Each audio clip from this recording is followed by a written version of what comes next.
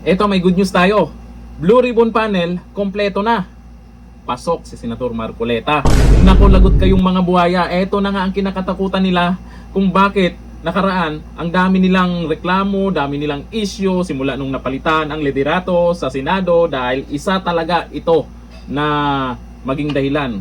Kung baga may mga nagsasabi dyan, Pinky, mag-resign ka na, mapapahiya ka pag pinatawag ang 18 ex-Marines, Saldico at iba pa.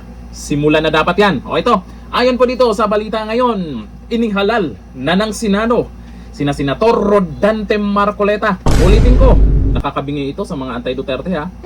Rodante Marcoleta, yung mga buhaya mukhang magbalot-balot na. At Senator Jinggoy Estrada bilang Vice Chairpersons ng makapangyarihang Senate Blue Ribbon Committee na nagsisiyasat sa mga umano'y anomalyas sa flood control projects at iba pang usaping may kinalaman sa accountability ng mga opisyal ng gobyerno. Paano yan? Nakaraan, medyo nalungkot yung iba dahil si Senator Pia Cayetano ang nilagay dyan bilang Blue Ribbon Chair. Nauna nang itinalaga si Senator Pia Cayetano bilang chairperson ng committee. Kabilang naman sa mga miyembro ng majority block sa Blue Ribbon Committee sina Senator Bongo, Senator Robin Padilla, Senator Mark Villar, Senator Camille Villar, Senator Chis Escudero at Senator Amy Marcos. Ito ang gusto ng sinasabi niyong taong bayan. Ito dapat ang kaabang-abang dahil malamang ay wala nang pagtatakpan dyan.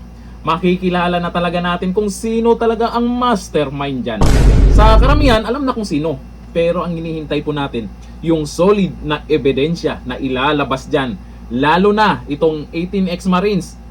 Balita ko may madadagdag pa sa kanila. Pag pinatawag dyan sa Senado, hindi ko lang alam kung kumpirmado ito.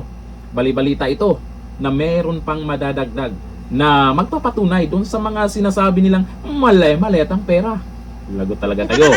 Nauna nang nanawagan si Senator Amy Marcos na buksan muli ang pagtatalakay sa flood control controversy sa Blue Ribbon Committee. Dahil dito, mas lalong inaabangan ng publiko kung paano hahawakan ng bagong komposisyon ng Blue Ribbon Committee ang mga susunod na investigasyon sa Senado. Naku, daming excited yan ha. Kasi sa balitang ko, ay halos lahat ng mga nagko-comment dyan talagang pabor na umpisahan ulit or magkaroon ulit ng investigasyon.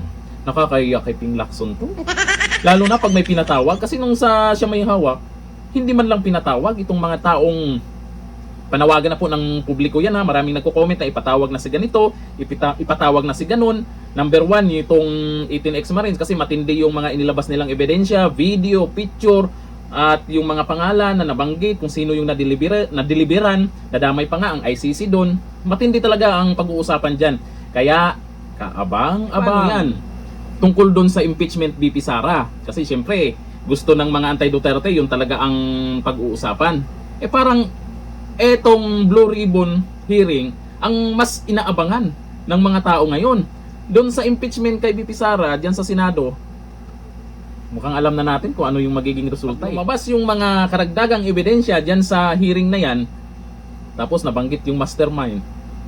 Bilyon-bilyon ang pinag-usapan diyan, matindi yung ebidensya. Tapos si BP Sara yung gustong ipa-impeach nila. Nako, pabor din kay BP Sara ito. O ayon dito sa mga nagkomento, sabi ni Jax Ventures, game na. Excited sila. Sabi ni Mark Joseph Del Rosario, uumpisahan ng imbestigahan ang mga pumaldo. Kabado na siguro ang maletagang ngayon. Sabi ni Marion Racho, nakahanda na ang 18 Marines plus 5 pa daw magtestigo. Oo, yun nga may madadagdag daw. Pero hindi ako sure kung ilan yung madagdag dyan na magtetestigo. Kaabang-abang to. Lagot kayong mga buhaya. O ano na, habang maaga pa, magbalot-balot na. Hanggang dito na, thank you. Bye-bye.